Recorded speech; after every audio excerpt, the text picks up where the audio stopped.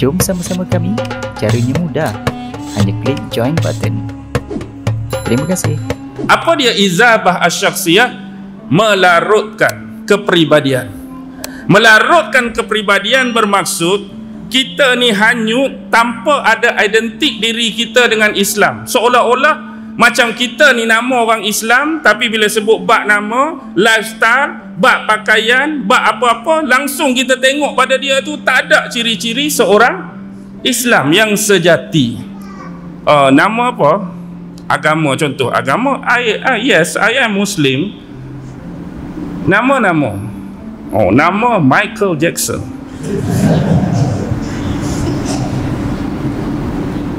Nama macam nama penyanyi, contoh. Pakaian pula lagu mana? Baju rambu-ramba, seluar pendek. Maksudnya pada lifestyle dia, pada pakaian dia tidak mencerminkan seorang Muslim.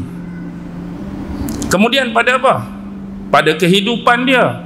Nak kata tadi dia sebut Islam tapi tak semayang. Sebut Islam tapi bila bulan Ramadan tak puasa. Sebut Islam harta banyak tak mau bayar zakat. Sebut Islam melancung tempat lain boleh, niat nak pergi Mekah tak ada langsung. Ada tak manusia-manusia macam ni tuan-tuan? Jujur jawab. Memang ada. Nama Islam, menisbahkan diri pada Islam, tapi yang macam kita sebut di depan, pengamalan dan praktikal tak ada pada dia.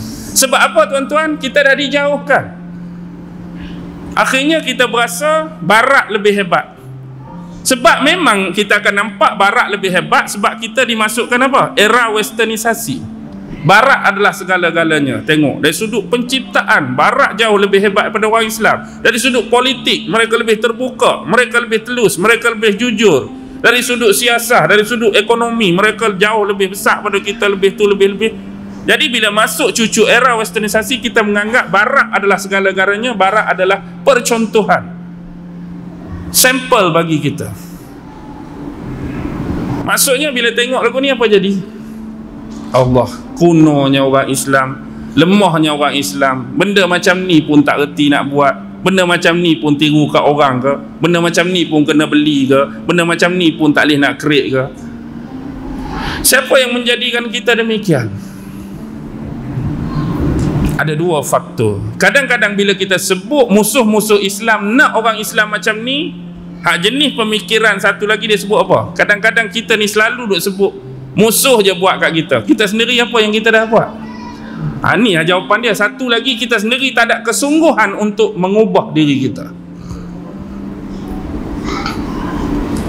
Kita duk berasa selesa dengan takat jadi pembeli, selesa dengan takat jadi pengorder, selesa dengan apa yang ada sekarang. Kita bukan nak jadi pengeluar, kita bukan nak jadi pencipta, kita bukan nak jadi inventor. Jarang orang Islam ada sifat macam tu kecuali menjadi pengguna selama-lamanya. Jadi apa yang jadi? Pemikiran kita, logika kita, rasional kita akan terarah kepada sesuatu yang kita rasa lebih hebat daripada kebudayaan, daripada ilmu, daripada ketamadunan yang kita miliki. Jadi bila semua dah berlepas, maka akan berlaku unsur-unsur pemurtadan, tuan-tuan. Ni paling bahaya. Kadang-kadang nak tunggu jadi murtad bukanlah sampai ke tahap pengakuan, aku memang dah murtad, aku keluar daripada Islam. Sebab seseorang nak jadi murtad tu mungkin boleh berlaku dengan niat, mungkin boleh berlaku dengan perkataan, mungkin boleh berlaku dengan perbuatan. Kadang-kadang kita duk ambil hak umum, selagi aku tak kata aku dah murtad, aku keluar Islam, bila murtadnya? Kadang-kadang perbuatan kita tu dah lama menyebabkan kita murtad, perkataan-perkataan yang keluar daripada mulut, sebagaimana yang kita kata hak ni paling core sekali, tapi kita sebut benda-benda lain yang boleh menggelincirkan akidah, kita anggap tu ringan, kita anggap tu tak ada masalah. Sedangkan perkataan-perkataan tu kita dah sebut sebelum ni. Contoh dalam bab syariat, ulama-ulama syarah, siapa yang kata hukum buatan manusia, idealisme buatan manusia, pemikiran manusia jauh lebih baik daripada syariat-syariat dan undang-undang Allah, apa jadi? Hari ini kalau seorang sebut pemikiran manusia, ideologi manusia, pemikiran manusia ni jauh lebih baik daripada undang-undang ataupun syariat yang diturunkan oleh Allah kepada Nabi Muhammad. Jatuh ke tak jatuh, tuan? Perlu tak sampai dia kata saya dah murtad, saya keluar agama baru nak jadi murtad? Benda-benda macam ni boleh menggelincirkan, tuan-tuan. Allah itu ada tandingan. Aku mana, tuan-tuan? Allah tu ada satu lagi yang mempunyai kekuasaan yang sama seperti dia. Dua-dua ni kalau bergaduh, dua-dua ni kalau challenge, seri. Tak boleh menang, tak boleh kalah. Aku mana, tuan-tuan? Bahaya ke tak bahaya ucapan macam ni? Membahayakan akidah, boleh menggelincirkan akidah. Tapi benda macam ni kadang-kadang menjadi bahan lelucuan, bahan jenaka, bahan lawak anak-anak muda hari ni hak tak mengerti pengenalan dan pemahaman mereka yang sebenar terhadap Allah, sehingga perkataan Allah ni mereka buat main-main. Main-main tu sebab tak kena. Kewajipan atas kita bagi mereka kenal, bagi mereka faham. Okey, seterusnya apa akan jadi last kali? Al-wala'u bil kafirin, memberi walak kepada orang-orang kafir. Jadi orang-orang kafir tak perlu guna strategi core mereka hak dulu, senjata dan peperangan. Kita tak perlu guna dah senjata dan peperangan untuk orang Islam sujud dan tunduk pada kaki kekuasaan kita. Bila kita dah berjaya dari sudut ghazwal fikri tadi, sama ada politik, sama ada ekonomi, sama ada ijtimai, sosial, akhlak dan sebagainya, pendidikan dan sebagainya, otomatik walaupun sebenarnya orang Islam tak mengaku dia dah tunduk pada kita, tapi hakikatnya yang berlaku memang orang Islam sedang tunduk pada kita melalui penguasaan kita atas ekonomi dia, penguasaan kita atas politik dia, penguasaan kita atas ketenteraan dia, penguasaan kita atas negara dia. Maksudnya kita yang atur, kita yang canang, kita yang caturkan. Walaupun nampak mereka merintah, nampak mereka berkuasa, tapi di belakang mereka kita yang tentukan apa yang jadi prioriti, apa yang di tahap sederhana, apa yang tak perlu, apa yang perlu bagi mereka, semua kita pegang. Jadi hakikatnya apa jadi? Inilah akan berlaku last kali walak bil kafirin. Dan ingat dalam Quran Allah sebut jelas 5 benda ni. A'daul muslimin, musuh sebenar orang Islam. Nombor 1 Yahudi, nombor 2 Nasrani, nombor 3 Alladiniyun, orang tak ada agama yang kita sebut etis, musyrikun, munafikun. Inilah yang disebut golongan mustakbirun, manusia-manusia yang sombong. Automatically sombong pada Allah lah. Kalau dia tak sombong pada Allah, dia akan cari Islam. Dia tak sombong pada Allah, dia akan bersama Allah dan Rasulnya. Tapi bila dia membelakangkan Allah, membelakangkan Rasul dan agama, automatik mereka adalah golongan-golongan mustakbirun yang dikatakan sombong. Yahudi, Nasrani, etis, munafik dan juga musyrikun. Yang inilah diperangi oleh Rasulullah sepanjang hayat. Musyrik memang geng-geng Mekah dah, munafik di Madinah, Yahudi di Madinah, Kristian di mana dulu?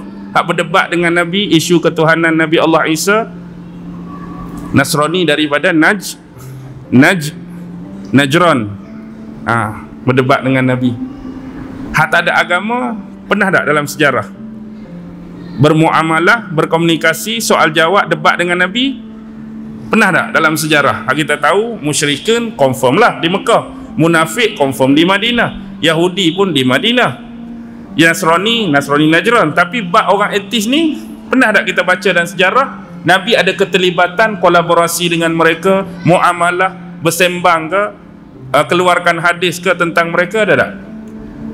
Tak, bukan maksud saya keluarkan hadis tentang orang tak ada agama tu, bukan. Maksudnya Nabi bermuamalah secara real, berdepan pada zaman dia satu golongan yang memang bukan pada empat konteks tadi.